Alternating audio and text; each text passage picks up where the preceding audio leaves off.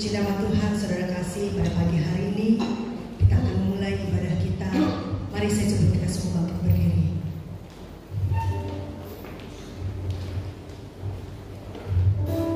Kita mengundang hadirat Allah pada pagi hari ini, hadir di tempat ini.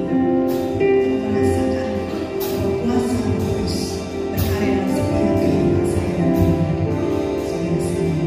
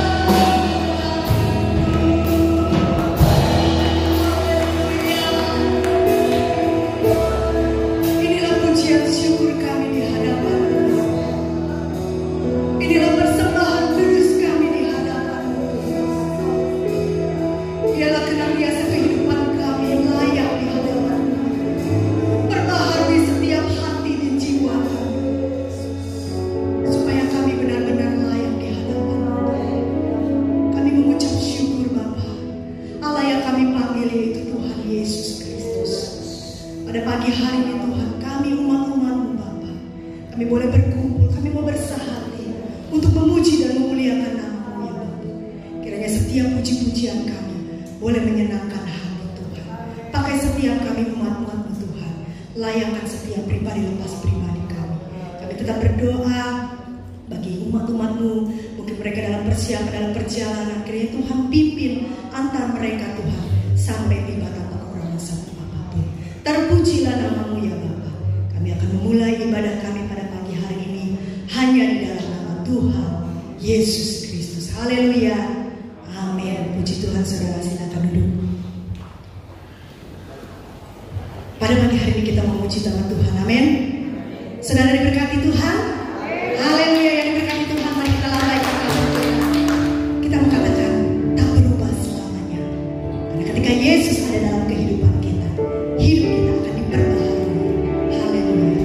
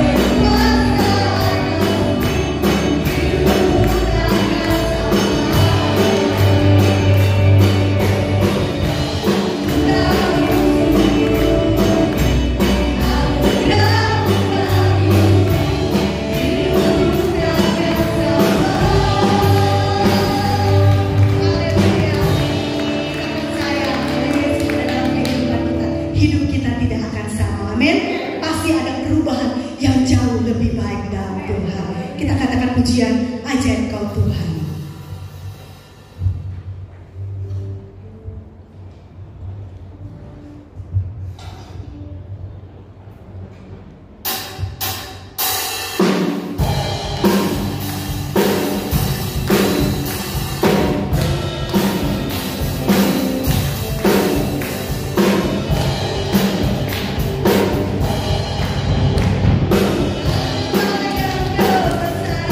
Dari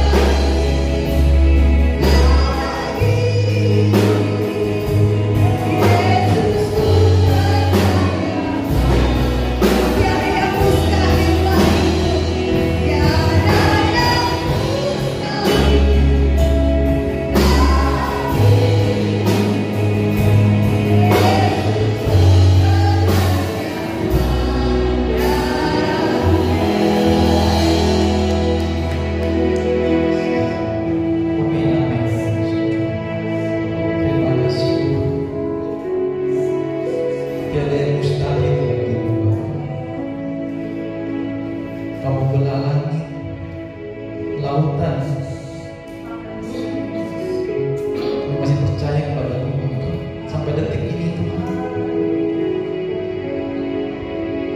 Engkau satu-satunya Tuhan yang layak kami sembah, kami tinggikan, kami muliakan Tuhan. Kami telah banyak Tuhan memuji, memuliakan-Mu Tuhan. Kami berserah pada-Mu Tuhan hari ini, hari kami Bapa. Tiba waktunya Tuhan dengarkan firman-Mu. Engkau telah mengutus Tuhan hamba-Mu Tuhan yang jauh-jauh Tuhan untuk memberkati, mengurapi setiap kami Bapa. Berbicara lewat hamba-Mu Tuhan,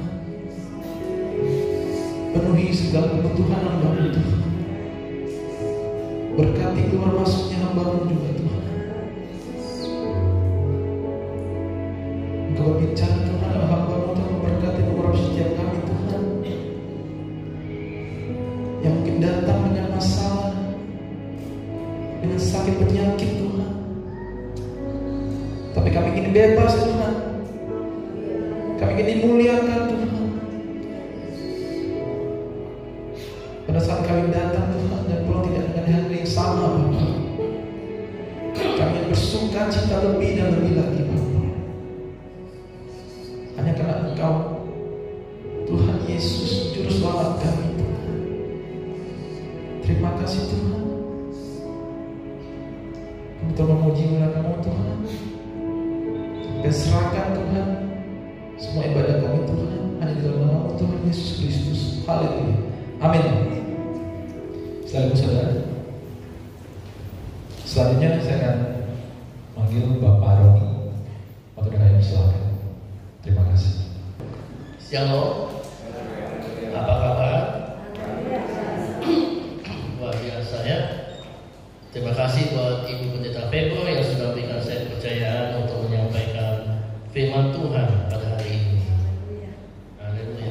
Nah, hari ini saya membawakan satu tema firman Tuhan adalah kalahkan Goliat di dalam hidupku. Amin. Karena kita percaya bahwa setiap kita yang ada di sini lebih dari pemenang dalam Yesus yang memberikan. Kita berikan kemuliaan kepada Yesus. Mari kita buka firman Tuhan pada saat ini.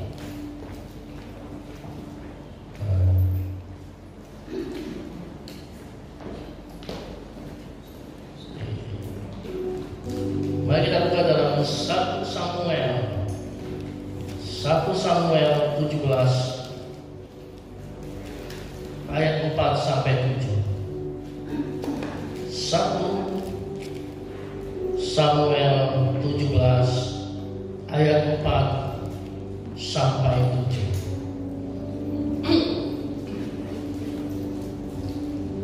Demikian firman Tuhan. Lalu tampillah keluar seorang pendekar dari tentara orang Filistin, namanya Goliat dari Gad, tingginya 6 hasta sejengkal. Bapak Ibu, saya akan bandingkan apa yang kita baca pada pagi ini dengan membaca dalam Alkitab dalam bahasa sehari-hari. Kalau yang saya baca dalam bahasa sehari-hari dikatakan lalu tampillah keluar seorang jagoan. Jadi seorang pendekar, seorang jagoan namanya Goliat, tingginya 6 hasta sejengkal. Mungkin Bapak Ibu bingung, 6 hasta sejengkal itu berapa ya? Zaman sekarang bingung ya. Maka saya kasih tahu lebih jelas lagi. 6 hasta sejengkal itu adalah sama dengan tingginya 3 meter. Coba bayangin, Goliat tingginya 3 meter. Kita melihat musuh begini, bukan ada begini. Maka begitu besarnya Goliat itu datang untuk menentang setelah tentara-tentara pada saat itu. Kemudian dikatakan lagi, ketopong tembaga ada di kepalanya, dan ia memakai baju sirah yang bersisik. Berat baju sirah ini 5.000 sikal tembaga. Kalau di sini dikatakan berat bajunya itu 57 kilogram. Dia memakai penutup kaki dari tembaga, dan di bahunya ia memanggul lembing tembaga. gagang tombaknya seperti pesa tukang tenun, dan mata tombaknya itu 600 sikal besi beratnya. Artinya ada mata tombak itu beratnya 7 kg, dan seorang pembawa perisai berjalan di depannya. Coba kita perhatikan baik-baik. Waktu itu semua tentara bangsa Israel tidak sanggup melawan Goliat. Bahkan semua jago-jago perang tidak sanggup melawan raksasa itu. Kita bandingkan dengan pikiran kita, betapa hebatnya Goliat itu. Saya juga nggak tahu pada hari ini apa ada Goliat dalam hidupmu hari ini. Mungkin kau yang datang, Pak Pendeta, saya punya Goliat dalam hidup saya. Saya punya penyakit yang nggak bisa disembuhkan. Pak Pendeta, mungkin hari ini saya punya Goliat dalam hidup saya. Saya punya perekonomian yang mungkin saat ini usaha saya sedang macet.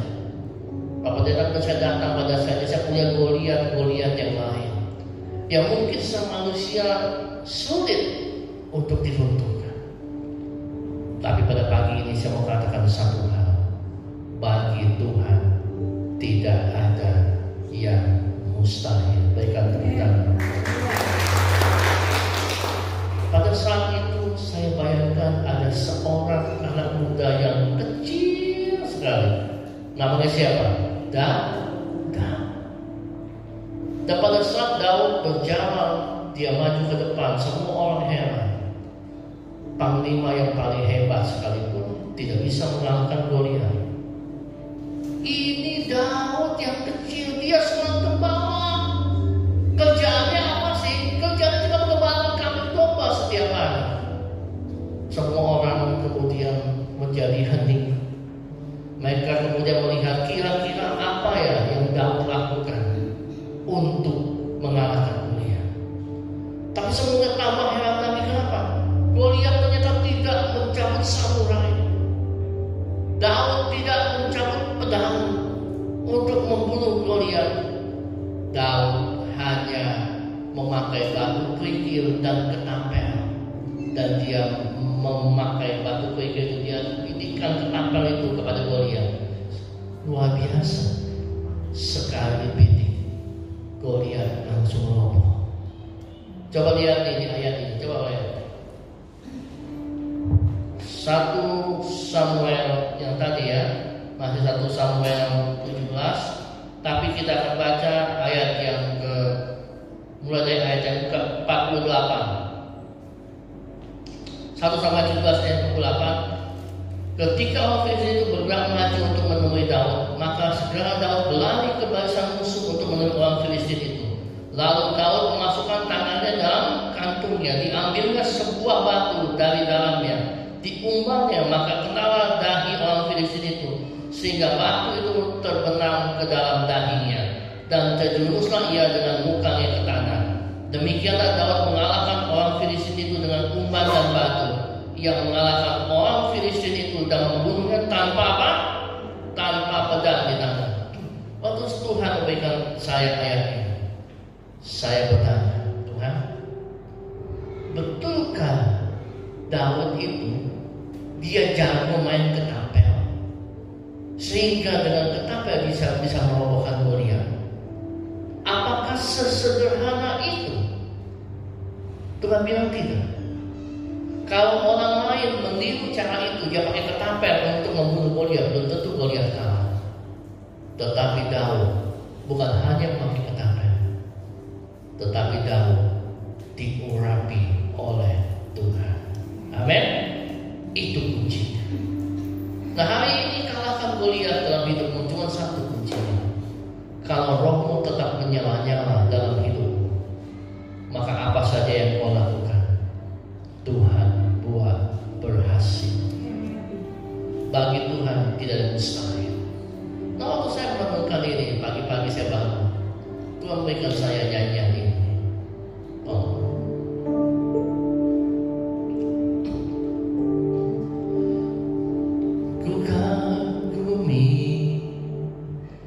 Caramu mencintaiku, kau ada proses hidupku. Di titik terendahku Kau hadir untuk mengangkatku. Ku tahu Kau tak menyerah akan hidupku. Sekali lagi, ku kagumi caramu mencintaiku. Kau ada di cerita proses hidupku. Di titik terendahku Kau hadir untuk mengangkatku. Ku tahu Kau tak menyerah akan hidupku. Tak terbatas kuasa-Mu, tak terduga cara-Mu. Kau yang ku andalkan di setiap langkah hidupku. Tak terbatas kasih-Mu, tak terduga jalan-Mu.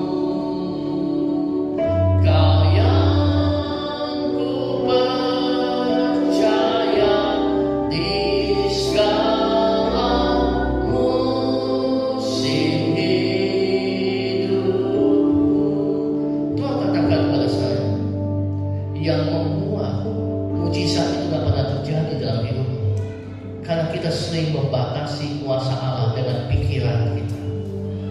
Tuhan, dokter aja berkata penyakit saya sudah disembuhkan. Mana mungkin? Manusia pun saya tidak bisa untuk menolong saya keluar dari krisis ini. Mana mungkin? Masalah ini sangat besar dalam hidup saya. Mana mungkin? Kalau kau berkata mana mungkin, kau membatasi kuasa Tuhan. Dengar baik-baik pada pagi ini.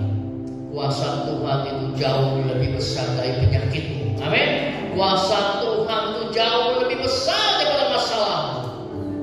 Jangan batasi kuasa Tuhan. Waktu Daud diurapi oleh Tuhan, dia pakai ketapel itu untuk membunuh Goliat. Bukan ketapelnya, bukan batunya, tapi Daud diberikan urapan Roh Kudus untuk membunuh Goliat. Hari ini pengen hidupmu berhasil. Banyak-banyak datang Pak Pendeta, mau doain Pak Pendeta di masa-masa krisis ini. Bagaimana usaha semua gagal, saya bangkrut. Pak Pendeta tolong doain, sekarang masa-masa yang sulit. Bagaimana supaya saya berhasil? Saya nggak punya uang untuk modal, saya nggak punya banyak koneksi, saya nggak punya banyak teman. Saya bilang, tapi kau punya Tuhan. Asal rohmu tetap menyala-nyala, maka percaya apa saja yang kau lakukan, Tuhan buat berhasil. Dan setiap tanah yang kau injak akan menjadi milik. Berikan kemuliaan buat Tuhan. Nah, hari ini waktu saya merenungkan ini, ada 4 hal yang saya temukan. Ada 4 hal. Yang pertama adalah tidak ada rotan, akar pun jadi. Apa? Tidak ada rotan, akar pun jadi. Daud, dia cuma seorang gembala yang sederhana. Dia nggak bawa pedang, boro-boro bisa beli pedang. Dia nggak bawa samurai, boro-boro dia bisa beli samurai. Menggunakannya aja nggak bisa. Daud cuma seorang gembala yang sederhana. Dia cuma tahu dia mengembalakan kambing dombanya. Kalau ada singa mau makan domba, ada singa atau ada binatang buas yang mau mengganggu kambing dombanya, Daud cuma pakai batu ketapel untuk mengusirnya. Yang Daud tahu itu, Daud cuma pandai untuk bermain ketapel. Tetapi firman Tuhan berkata hari ini tidak ada rotan akan menjadi. Pak Pendeta, hari ini saya mau usaha, tapi saya nggak banyak uang. Saya hanya mau usaha, saya nggak banyak koneksi. Dengan baik-baik kalau ada bisa pakai apa yang ada dalam hidupmu. Amin. Ingat Musa. Waktu Tuhan berkata kepada Musa, pimpinlah bangsa Israel keluar dari perbudakan Mesir. Musa bilang, aku gak punya apa-apa Tuhan. Aku gak pandai bicara. Tapi Tuhan bilang, di situ ada tongkat. Iya Tuhan, tongkat. Pakai tongkat itu. Dan dengan urapan Tuhan, tongkat itu bisa membelah laut merah. Amin. Saya tidak janjian dengan PL yang menyanyi lagu firman Tuhan. Tidak terbatas kuasa Tuhan. Dia adalah pembuat mujizat. Amin. Intinya apa? Intinya adalah apa yang ada di tanganmu, Tuhan bisa pakai itu. Bapak Ibu mungkin masih ingat waktu pertama kali saya pelayanan di sini, saya ditemani sama seorang anak muda. Yang kedua saya ditemani sama anak saya. Tapi yang pertama kali mungkin Ibu Bapak ingat, saya ditemani sama seorang anak muda. Dia adalah seorang anak dari panti asuhan yang saya selalu bina dan saya ajak dia kemanapun saya pelayanan. Nah, anak panti asuhan ini sejak kecil dia dimasukkan ke panti asuhan di dekat rumah saya di Galingria. Kenapa? Orang tuanya ada di Manado, ibunya sudah meninggal, bapaknya tidak kuat karena perekonomiannya, punya 4 orang anak. Ada 2 anak yang dikirim ke panti asuhan, salah satunya adalah teman saya itu. Saya sebut aja namanya Michael. Dia sering curhat sama saya. Dia bilang begini, Rodi, hidup saya ini selalu sial. Saya lama pekerjaan ke sini, ke sana, gak pernah berhasil, selalu gagal. Memang apakah saya ini ditakdirkan menjadi seorang yang tidak berhasil? Itu saya katakan kepada Michael, buang jauh-jauh pikiran. Kalau kau terus berkata bahwa kau tidak mampu, kau tidak sanggup, maka itu akan terjadi menurut keyakinan. Kau mesti percaya Tuhan akan mengangkatmu tepat pada waktunya. Sampai suatu ketika dia pergi bekerja ke Vietnam, akhirnya dibohongin sama temannya, dia dijadikan scanner di sana. Akhirnya dia berhasil lari sampai kembali ke Indonesia. Akhirnya saya bilang ke dia, sudah sekarang kita berdoa saja. Tapi di sini Jakarta, saya kalau nggak kerja, bagaimana saya bisa untuk kos? Kan kos biayanya mahal. Gak kos saja, saya coba bantu. Saya ajak dia pelayanan. Dan sampai suatu ketika dia ini soalnya pandai bermain gitar. Permainan gitarnya bagus. Dan suatu ketika teman saya mau mission trip, dia butuh pemain musik. Saya kenalkan anak ini Michael, kamu ikut teman saya mission trip. Mission trip ke Kalimantan. Dan waktu mission trip ke Kalimantan, rupanya di dalam satu tim mission trip itu ada seorang pengusaha yang sedang mencari karyawan. Dan kebetulan pengusaha itu buka cabang di Kalimantan. Ketemu sama anak ini, ngobrol-ngobrol. Pulang dari mission trip, Michael telepon saya, kalau dia terima kasih. Akhir dia kalau salah bulan yang September akhir atau saya mau ke Kalimantan. Kenapa? Saya sudah dapat pekerjaan. Waktu saya ikut mission trip, Tuhan buka jalan. Saya kenal dengan pengusaha itu. Berikan tepuk tangan buat Tuhan. Saya bilang kepada mereka, jangan pernah berkata mustahil. Jangan pernah berkata tidak mungkin. Tetap pertahankan rohmu, tetap menyala-nyala. Walaupun kamu di Kalimantan, jangan pernah tinggalkan Tuhan. Tetap pelayanan. Amin.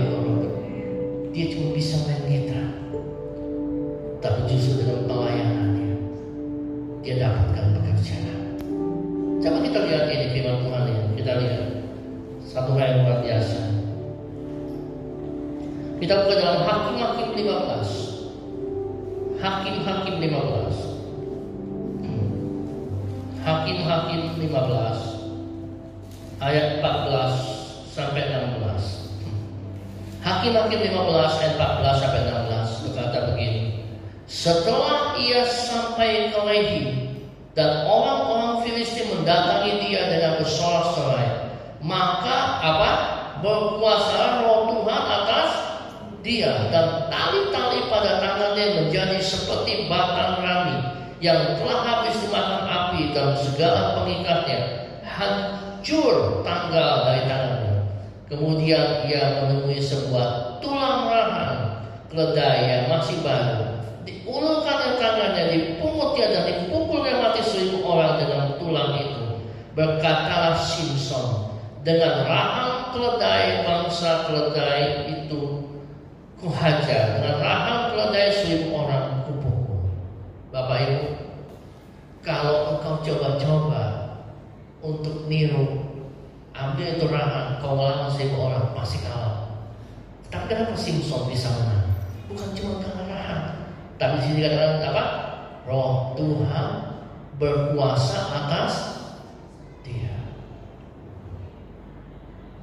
Yang penting dalam satu gereja, dalam satu kebangunan rohani, bukan gedung yang mewah, bukan karena kau bilang oh AC-nya dingin, bukan kau bilang oh pemimpin pujiannya bagus, musiknya bagus, bukan. Tapi bila roh itu tetap menyala-nyala dalam hidupmu. Amin. Mau satu kebangunan rohani terjadi, karena roh itu harus menyala-nyala. Oleh sebab itu satu pesan saya, di gereja ini jangan pernah tinggalkan doa. Amin. Saya bercanda doa di sini, ya. Jangan pernah tinggalkan doa. Lutut yang bertekuk lutut itu adalah kunci daripada kebangunan rohani. Bukan karena pembicaranya bagus, bukan karena wayangnya bagus, bukan. Tapi di mana ada api Tuhan, di situ mujizat Tuhan terjadi. Ya. Dan saya percaya, waktu Michael ikut saya pelayanan, saya bilang terus berdoa Michael, terus berdoa, dan Tuhan buka jalan buat dia. Ada satu kesaksian lagi, ada seorang ibu yang punya masalah hampir sama dengan saya. Puji Tuhan, Tuhan sudah sembuhkan kedua mata saya daripada retinopati diabetik. Tapi ibu ini lebih parah lagi, gula darahnya lebih tinggi daripada saya, sehingga kedua matanya kurang, dan yang paling parah lagi, suatu saat dia jalan-jalan, mata kanannya terbentur pintu mobil, sehingga lensa mata sebelah kanan bergeser. Dokter berkata, kalau lensa mata bergeser, nggak bisa diapa-apain ibu, kecuali mujizat Tuhan terjadi. Tiap hari ibu ini nangis, ya, matanya kurang, karena ibu ini orang yang nggak bisa diam kesana kemari. Kalau waktu sehat, waktu matanya masih sehat, dia nggak pernah bisa diam. Akhirnya sekarang dia hanya bisa diam di rumah, dia menangis. Dia telepon istri saya, sponsoring. Saya doakan ibu terus. Saya berkata pada ibu itu, ibu lebih percaya siapa? Percaya omongan dokter atau percaya kuasa Tuhan? Percaya Tuhan. Oleh sebab itu percayalah. Dokter bilang penyakit mata itu nggak bisa disembuhkan. Dokter bilang kalau lensa mata itu yang bergeser tidak bisa dipulihkan. Tapi bagi Tuhan tidak ada yang mustahil. Saya ajak dia, sampai saya doakan dia. Sampai suatu ketika waktu ulang tahun yang ke-61, ibu ini bilang kepada saya, Pak Pendeta, ulang tahun saya yang ke-61. Biasanya kalau dulu ulang tahun, saya makan-makan sama teman saya, teman-teman sosialitas saya. Nah sekarang di ulang tahun yang ke-61, saya kepengen ulang tahun di tempat panti jompo. Saya kaget. Ibu pengen ulang tahun di panti jompo? Iya, saya kepengen melayani, saya kepengen sungguh-sungguh dekat sama Tuhan. Akhirnya saya atur itu, saya hubungi teman saya yang punya panti jompo. Akhirnya pada saat itu saya ingat betul 31 Agustus tahun 2023, saya ajak ibu ini datang panti jompo. Saya pelayanan bersama dengan dia. Kemudian kami sama-sama doakan dia.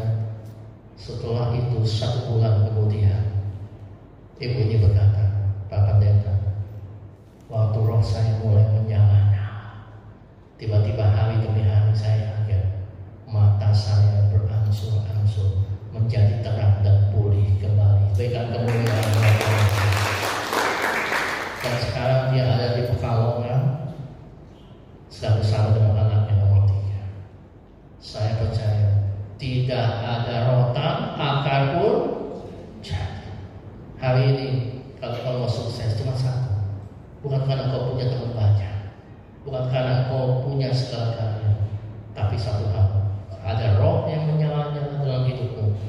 Tuhan akan bukakan pintu-pintu hikmat buat kau, sehingga apa saja yang kau lakukan Tuhan buat berhasil. Tak terbatas kuasa, tak terduga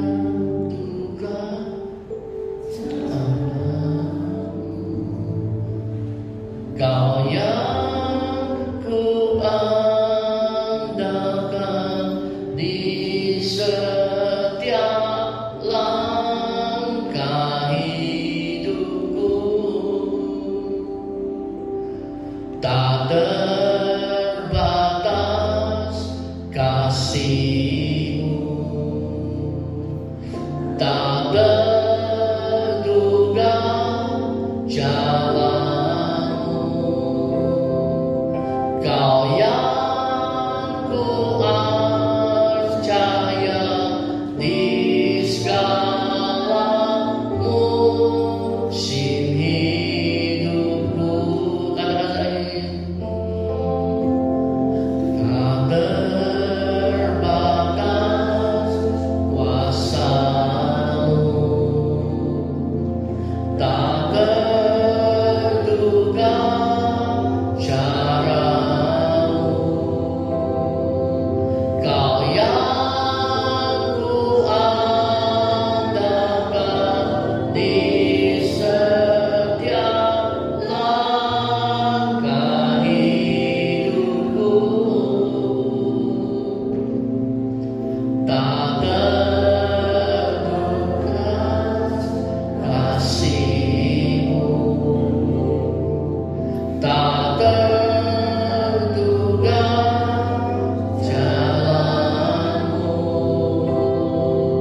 Kau yang ku percaya di segala musim hidup.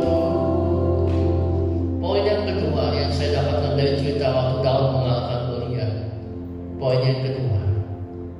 Oh, yang pertama tadi adalah tidak ada rotan, akar pun jadi. Poin yang kedua, Dia adalah Allah yang kreatif. Apa?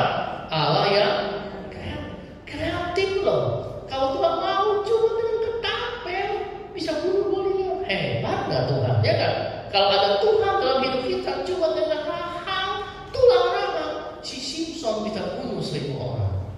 Kalau ada Tuhan dalam hidupku, bagi Tuhan tidak ada yang mustahil. Amin. Kreatif. Suatu ketika saya dengar cerita, ada seorang hamba Tuhan. Tiba-tiba dia dengar suara Tuhan, kamu harus pergi ke Surabaya untuk menginjil di sana. Hamba Tuhan itu bilang, Tuhan, tapi saya nggak punya uang buat beli tiket pesawat ke Surabaya. Tapi Tuhan bilang, pergi aja. Aku akan berikan jalan keluar. Hamba Tuhan itu taat. Jangan di loket mau beli tiket pesawat. Satu maju. Belum ada mujizat. Hamba Tuhan itu bilang, kalau sampai di depan loket saya tidak ada uang, maka saya akan dipermalukan. Akhirnya tinggal satu orang di depan, dia di belakang. Nah, ternyata Tuhan buat luar biasa kreatifnya Tuhan. Waktu itu pada saat orang di depan ini mau beli tiket, tiba-tiba loket tutup. Orang di depan ternyata orang kaya. Langsung orang kaya itu marah-marah. Oh, cuma saya punya uang banyak. Ternyata saya mau terbang. Loket ditutup. Kapan penerbangan selanjutnya? Pak, penerbangan selanjutnya 3 jam kemudian. Saya nggak ada waktu. Ini namanya penerbangan apa? Kalau marah dia balik badan pas ke depannya, di belakang dia kan hamba Tuhan tadi, betul kan? Oh, udah saya kesel. Ini uangnya buat kamu. Belum dikasih buat hamba Tuhan itu. Hamba Tuhan itu bingung, dikasih uang, langsung orang itu kabur, berlari gitu ya, karena sakit kecewa dengan uang itu. Akhirnya hamba Tuhan itu bisa pergi ke Surabaya di penerbangan selanjutnya. Amin.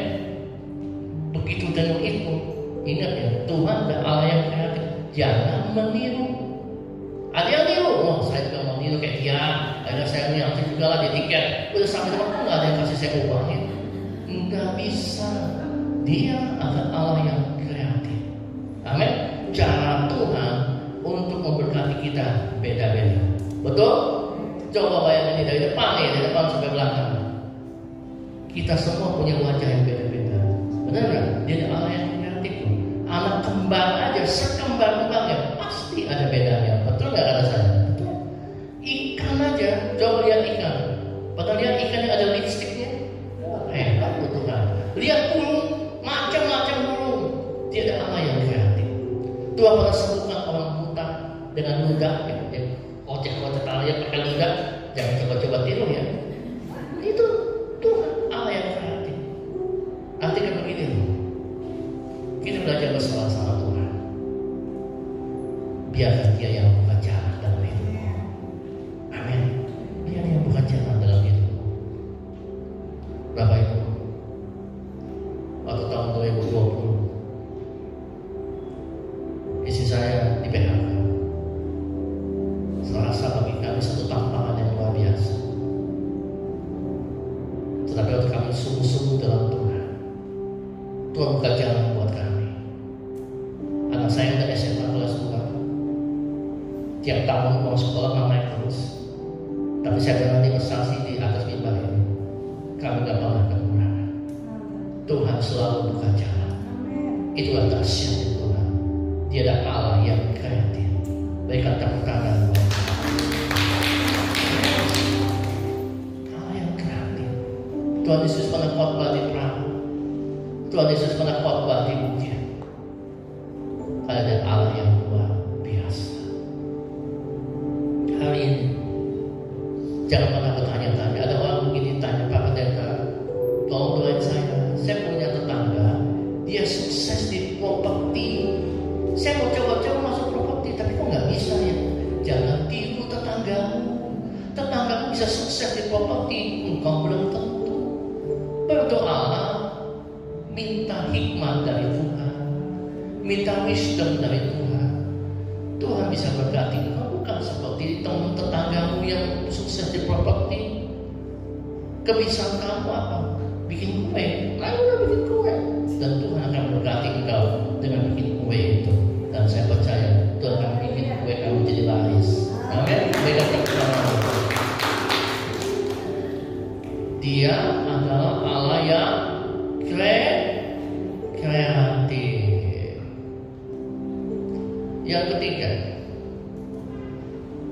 Yang ketiga adalah kerjakanlah semuanya dengan excellent. Apa? Kerjakan semuanya dengan excellent. Bapak Ibu, saya ini yang dari yang kecil. Saya adalah orang yang kalau hidup saya ini semuanya harus serba planning, serba rencana. Nggak bisa tuh kalau misalnya tiba-tiba saya mau ke Bandung, yuk kita go show ke Bandung, nggak pernah. Berarti kalau besok mau ke Bandung, ya ke Bandung, yuk kita pergi ke Bandung.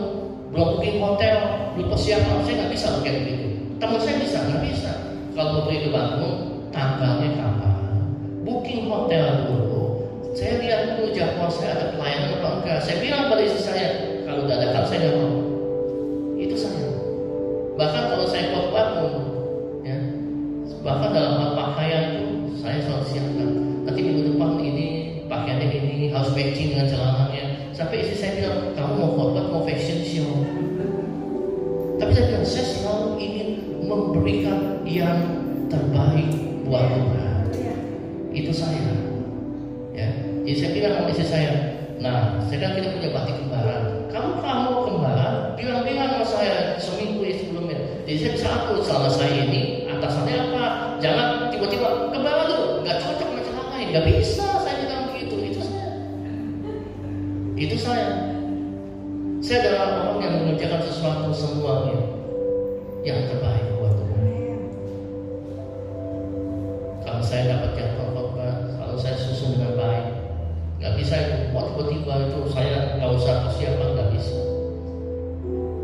Saya ada orang yang hamba Tuhan yang suka nyanyi. Saya nyanyi memuji Tuhan. Tuhan berikan saya kemampuan. setiap orang tahu kalau Pak Rodi khotbah pasti selalu harus ada satu orang main keyboard di sampingnya. Itu selalu ada, selalu begitu. Kalau mereka tahu, saya ada orang yang suka memuji Tuhan. Itu saya. Nah, ibu-ibu, saya mau tanya. Ibu-ibu semuanya pengen kelihatan cantik. Amin. Betul? Cantik itu kan butuh pengorbanan. Benar nggak? Benar ibu-ibu? Benar? Apa kalau mau pakai alis apa itu kan butuh waktu. Betul nggak? Benar nggak? Ya, jadi saya kalau pakai itu lama banget sih, udah tunggu di mobil. Kok lama? Iya, kalau wanita mah lama ya. Alis apa? Itu semua butuh waktu. Mandi juga. Saya percaya semua di sini kita semua udah mandi, ya kan? Mandi juga butuh waktu. Betul nggak? Artinya apa? Itu yang kecil. Artinya begini, dalam apapun yang kau lakukan, kerjakan dengan excellent. Daud, dia ada seorang gembala. Dia setia mengembalakan kambing dombanya. Kalau ada binatang buas, dia jagain. Dia lakukan setia dengan perkara kecil. Tuhan berikan perkara besar. Amin. Coba kita lihat dari firman Tuhan yang tentang istana Salomo. Kita lihat ya. Kita buka dalam 1 Raja-Raja 10.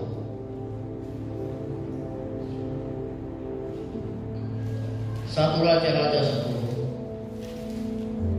ayat 18 sampai 20. 1 Raja-Raja 10 ayat 18 sampai 20. Juga raja membuat takhta besar dari gading yang disalutnya dengan emas tua. Takhta itu 6 tingkatnya. Pada takhta itu ada di sebelah belakang sebuah kepala kuda, dan pada kedua sisi tempat duduk ada kerek-kerek. Di samping kerek-kerek itu berdiri 2 singa, sedang 12 singa berdiri di atas ke-6 tingkat itu sebelah menyebelah. Belum pernah diperbuat yang demikian bagi sesuatu kerajaan. Salomo adalah seorang yang excellent. Dia bangun istananya dengan baik. Saya mau pesan satu hal pada hari ini. Apapun yang diberikan tanggung jawab buat engkau, lakukan dengan excellent. Amin. Mungkin engkau pelayanan sebagai kolektor atau penyambut tamu, lakukan itu dengan baik. Karena tidak semua orang diberikan kepercayaan seperti itu. Amin. Ada seorang yang bernama Derek Kayongo. Derek Kayongo. Dia dari Uganda.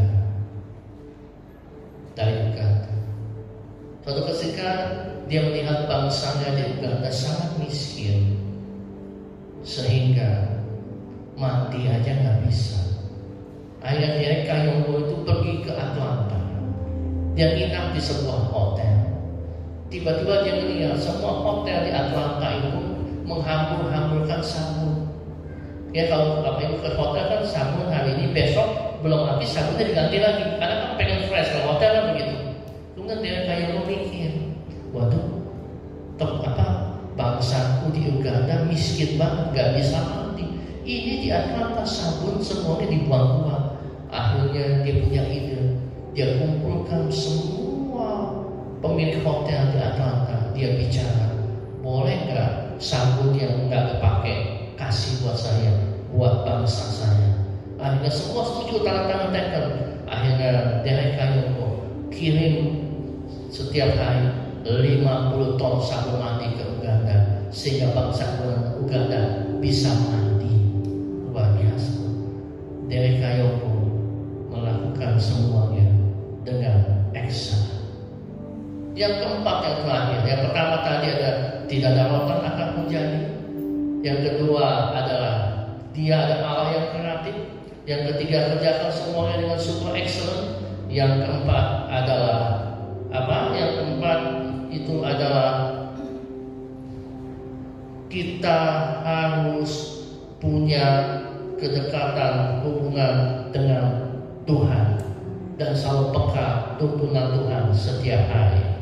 Amin. Saya percaya waktu Daud dia maju, dia berlari, ada Goliat. Bukan berarti Daud asal berlari saja, tapi Tuhan bilang, aku menyertai engkau Daud.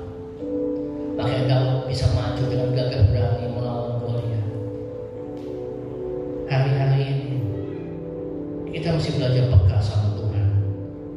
Minta tuntunannya setiap hari. Amin. Itu yang penting. Saya pernah lupa setiap pagi saya selalu berdoa sama Tuhan. Apa Tuhan, aku minta setiap apa yang saya lakukan sepanjang hari ini, Tuhan buat berhasil. Kalau pagi-pagi Bapak Ibu bangun, apa yang Bapak Ibu lakukan? Ya, ngopi dulu, atau baca koran dulu, atau baca itu saham. Makanya sepanjang hari ketakutan dalam hidup. Tapi kalau bangun pagi-pagi, belajar untuk bertekuk lutut, kan siang kau masih bisa bangun lagi. Betul nggak? Amin. Dan baca firman Tuhan. Maka saya percaya waktu firman Tuhan itu ada dalam hatimu, maka sepanjang hari itu janji Tuhan digenapi dalam hidupmu. Berikan tepuk tangan. Saya minta pemain musik maju ke belakang, ke depan dan musik dan bantu saya.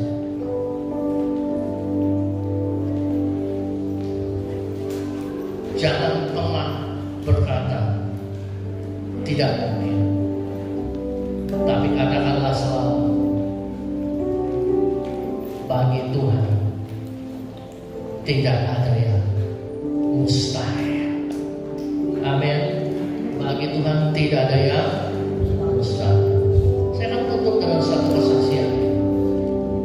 Seorang bapak tiba-tiba WA saya, Pak, saya minta perdukungan doa.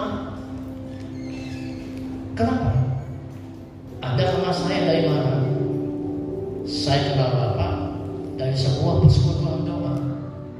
Saya diberkati dengan firman Tuhan Bapak. Masalah apa? Masalahnya Pak, istri saya ini cemburunya kelewatan. Saya ini tiap hari jadi sasaran tinju istri saya. Video call, Pak lihat Pak, tuh jidat saya pada merah semua. Itu bekas ditinju sama istri saya kemarin malam Pak. Oh sampai begitu? Iya, istri saya cemburu Pak. Pada suatu ketika keluar daripada parkiran gereja, kebetulan yang jaga parkir itu kan di mall. Yang jaga parkir cewek. Saya ke bayar parkir mesti ngeliat dong Pak. Masa saya nggak baik kasih uang nggak ngeliat tukang parkir. Begitu tengah jalan saya ditinju. Kenapa? Kamu ada main dengan tukang parkir. Saya bilang kepada dia, banyak Tuhan. Pak, mustahil. Banyak orang bilang, istri saya dari suaminya begitu, mustahil. Bagi Tuhan tidak ada yang mustahil. Saya bilang begitu. Iya, tapi susah membangun dia ada keras. Kemudian saya berdoa, tapi kan hikmah dari saya. Kamu mau berubah? Isi mau berubah? Mau Pak. Sekarang gini, puasa 10 hari. 10 hari. Susah Pak. Kenapa? Saya nggak pernah puasa masalahnya Pak. Nah, puasa 10 hari. Puasa. Pak kalau puasa 10 hari kira-kira boleh makan vitamin ya? Ya nggak boleh dong. Waduh, kalau makan vitamin nggak enak. Puasa, minum boleh. Puasa berapa lama Pak? Ya malam nggak makan. Kamu sampai buka. Bisa kan? Bisa Pak. Demi istri saya berubah. 10 hari dia doa puasa. Kemarin saya diundang makan karena anaknya ulang tahun yang ke-21. Istrinya hadir, dia hadir. Waktu istrinya pergi untuk bayar dia makanan, dia bisik-bisik ke saya, Pak, tolong Pak, istri saya berubah jadi lemah lembut. Terus saya bilang ini, bagi Tuhan tidak ada yang mustahil. Berikan kemuliaan. Yang penting satu hal pesan saya, rohmu harus menyala-nyala dalam hidup. Katakan kiri kanan, roh Tuhan. Katakan bersama saya, roh Tuhan harus menyala-nyala dalam hidup saya. Sekali lagi, roh Tuhan harus menyala-nyala dalam hidup saya. Sekali lagi, roh Tuhan harus menyala-nyala dalam hidup saya. Sekali lagi, berikan tepuk tangan. Kita katakan pujian ini. Kita datang kepada Tuhan.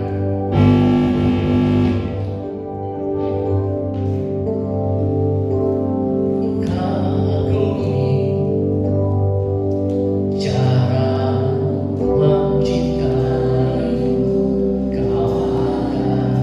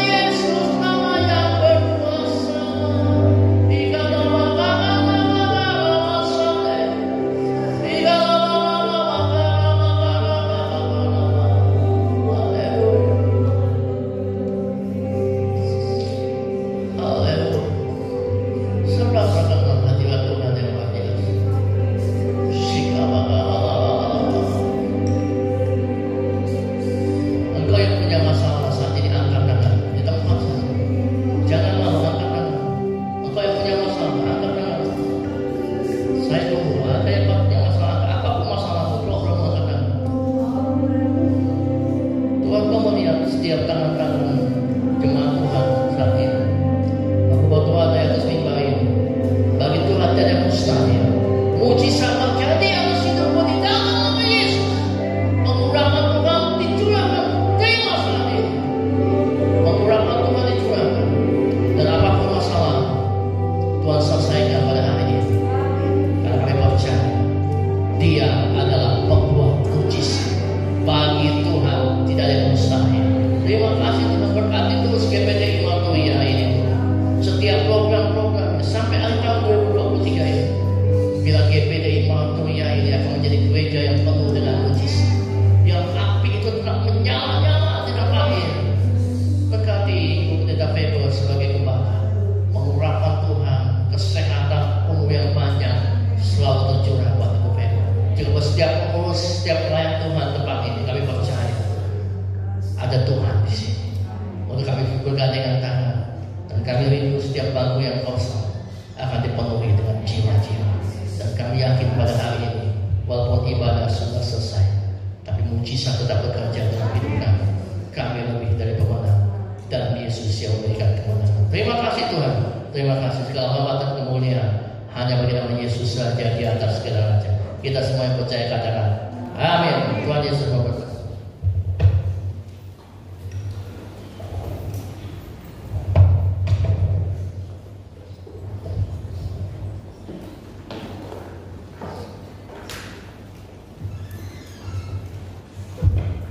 Haleluya, puji Tuhan. Saudara diberkati oleh firman Tuhan pada pagi ini, saudara. Haleluya, kita percaya ya bahwa Allah kita adalah Allah yang dahsyat. Kuasanya penuh dengan keajaiban bagi setiap orang yang mau selalu menghidupkan rohnya terus menyala-nyala. Puji terima kasih buat Bapak Roni yang sudah melayani pada pagi hari ini. Tuhan Yesus sudah pakai semakin hari semakin heran. Terlebih kesehatan. Terus Pak, semangat melayani Tuhan. Haleluya. Kita beri kemuliaan buat Tuhan Yesus. Tuhan Yesus yang baik, Tuhan Yesus yang dahsyat. Firman Tuhan sudah jelas, begitu jelas bagi kita. Biarkan rohmu menyala-nyala. Kenapa roh kita menyala-nyala? Kalau roh kita menyala-nyala, kita dapat melayani Tuhan. Kalau kita loyo, kita tidak bisa melayani Tuhan. Jadi ingat, bagi kita semua yang dapat tugas untuk melayani Tuhan, jangan lupa, kalau kita melayani Tuhan harus semangat, harus menyala-nyala. Belum jamnya, belum waktunya, saya sudah di gereja. Haleluya, Tuhan Yesus hebat, Tuhan Yesus baik. Dan juga pengumuman hari Jumat ada doa dan puasa. Tadi Pak Roni bilang puasa itu boleh minum. Tahu, menurut saya tidak boleh minum kalau berani 10 hari. Tapi di sini tidak di 10 hari, cuma 1 malam. Jadi kita belajar dari jam 9 malam, tidak minum, tidak makan. Terserah mau perutnya tuh lapar atau haus, pokoknya tidak boleh makan dan minum. Itu prinsip kita doa dan puasa. Kita belajar. Saya juga mula-mula doa puasa cuma bisa setengah hari, cuma sampai jam 2 siang. Tapi ingat, kita harus buang segala nafsu yang membuat kita emosi, buat kita marah, buat ada ganjelan di dalam kita. Kita buang semua itu. Karena apa? Kita mau didengar doa kita. Kita mau mujizat terjadi. Ayo kita belajar. Kita sama-sama bergandengan tangan. Kita belajar berpuasa. Dari jam 9 malam, terserah dari pagi sampai siang kalian mau isinya sebanyak-banyaknya sampai penuh. Jam 9 stop. Jangan lagi makan, jangan lagi minum, ketidur. Jangan lupa doa dulu ya. Pagi-pagi bangun baca firman, berdoa. Lakukan setiap aktivitas seperti biasa. Jangan kayak orang sakit. Kita tetap semangat, kita tetap segar. Kita mau melakukan apa saja bisa. Saya sudah menjalani puasa 3 hari. 3 hari 3 malam, tidak makan, tidak minum. Mujizat terjadi, betul saudara. Saya rindu jemaat GPDI Marturia, mari belajar dari yang kecil. Dengar pemain musik ya, kita belajar semua. Sampai besok jam 2 kalau tidak tahan silakan berdoa buka puasa. Kalau bisa tahan terus sampai jam 6. Kalau bisa tahan sama-sama kita berdoa jam 7:30 selesai doa baru buka puasa. Jangan lupa hari Jumat jam 19.30 di gereja GPDI Marturia ada doa dan puasa. Kita mau bersama-sama berdoa, berlutut di bawah kaki Tuhan. Itu saja pengumuman yang ada. Mari saya undang kita sama bangkit berdiri. Kita mau mengakhiri ibadah pada siang hari ini. Naikkan pujian. Kami memuji kebesaran Tuhan.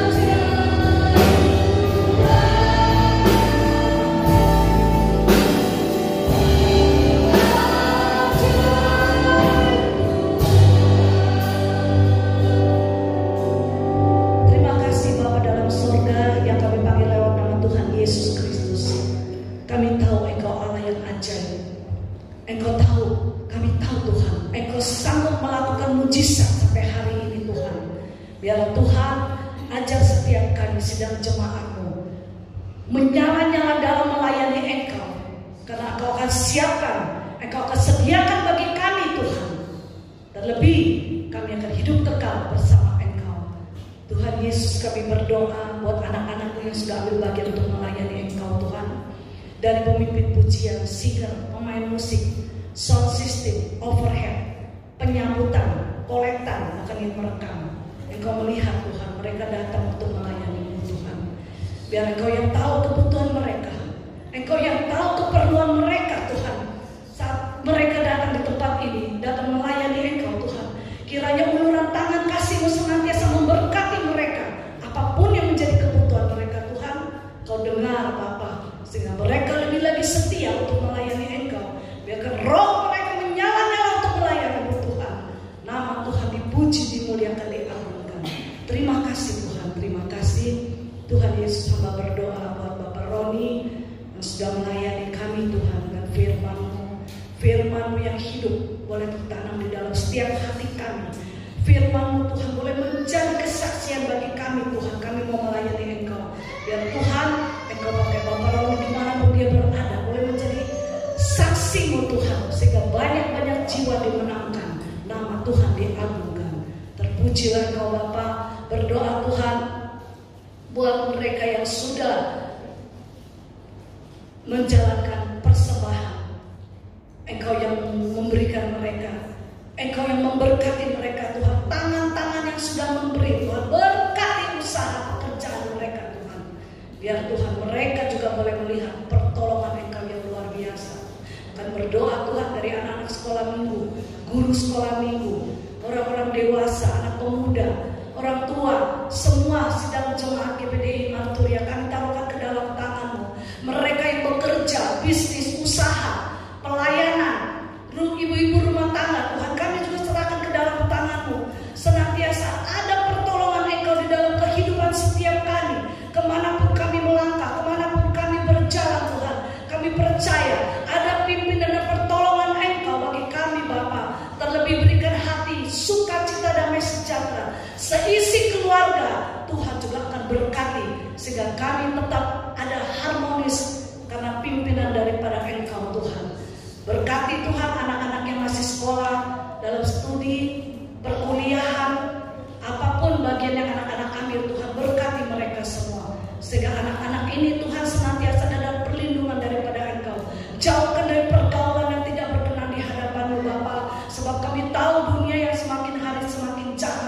Biarlah Tuhan anak-anak muda ini kami mau serahkan ke dalam tangan-Mu. Senantiasa ada pertolongan daripada Engkau Tuhan, sehingga kemanapun mereka berjalan, mereka berani menyaksikan kebesaran Engkau.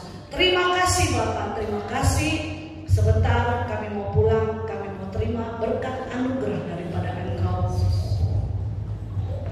Sekarang pulanglah, terimalah berkat dari Allah Bapa, cinta kasihnya dari Tuhan Yesus Kristus, penyertaan pertolongan dari Allah Roh Kudus, mulai hari ini, besok, sampai selama-lamanya, hanya di dalam berkat nama Tuhan Yesus Kristus. Dan kita orang percaya